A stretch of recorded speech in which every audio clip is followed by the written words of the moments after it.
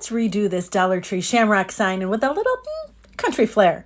Hey everybody, it's Colette with Blessings Craft Therapy. If you didn't know, and if you did, thanks so much for coming back. So here's the Shamrock sign from Dollar Tree, and I'm going to remove the metal, corrugated metal little Shamrock in the center. I'm going to remove that and the bow from that. Then we have one of those fake tiles from Dollar Tree, and all we're going to do is trace our Shamrock. It doesn't fit perfect, and that's okay. I'm not worried about it. We're going to trace it, and we're going to cut it out. Yay! And it isn't even perfect. I'm going to show it's not even perfect, and that's all right. Set that aside for a second. We're going to work on the Shamrock. And I sanded it a little bit, and now I'm going to paint it with 2 coats of this brown chalk paint. And the color is this, I think the color was Java. And this is exactly how I craft. I go from part to part to part. My ADHD brain, it goes all over the place. So bear with me when I go from section to section.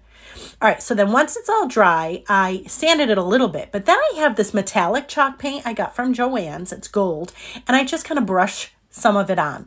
At this point, I have no idea what I'm doing. Then I had another mind-blowing moment. I'm like, wait a minute, let's add some Mod Podge and then cover it with cinnamon. Yes, you heard me, cinnamon. So we put some cinnamon on it and I tap off the excess, and then I just take my brush and dab more Mod Podge on. And then I might even dab my brush into the cinnamon and dab a little bit more of the dry cinnamon on, but it's to give it, yes, it's to give it like a faux rusted look. Listen, I know some of you are like, ew, this is gross. I hate the distressed look, but I know there are some of my people out there are primitive loving peoples. So this is for you. All right, so then we're going back to our faux tin. We're going to glue it, and I just put hot glue on the Shamrock and then glued it on. Now, my first thought was, this is all I'm going to do. I'm going to paint it with, and this color is Spanish moss. It's chalk paint. I just covered it with that. And I thought that is where we're going to stay with this, right? That's how it's going to go. So I did just 1 coat of it. It actually covered really nice. Look how pretty. And I was like, oh, okay. And then we'll put our little, what's it called? The little Shamrock thing that we did. We'll put that on. That's super pretty, right?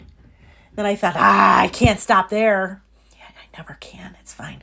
So then I decided I was going to put some Dixie Belle chalk paint on top. The color is Drop Cloth. And I thought I was going to do it really wispy so that you could see all of the faux tile.